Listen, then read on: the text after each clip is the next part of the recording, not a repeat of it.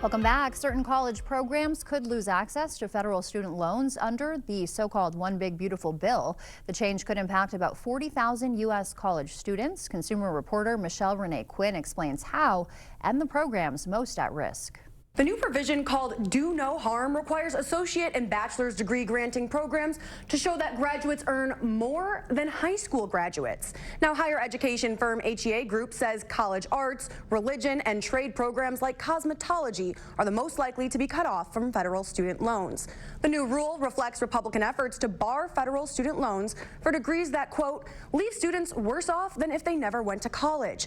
The One Big Beautiful Bill Act measures earnings 4 years after students get their degree, comparing graduates' pay with that of a typical high school graduate.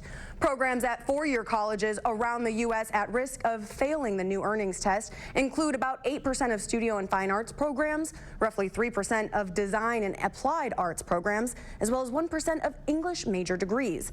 Programs that fail the test in 2 of 3 consecutive years could be barred from using federal student loans to finance students' education. This leaves students in those programs trying to find private financing or pay out of pocket. And when it comes to private funding, there's usually requirements like credit score or minimum income, which creates systemic barriers for certain people who are trying to advance.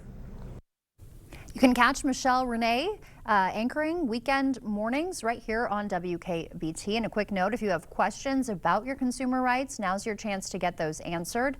The DATCP taking part in a Q&A session with our sister station in Madison. Just submit those questions to that email address on your screen. We'll bring you the answers after the session.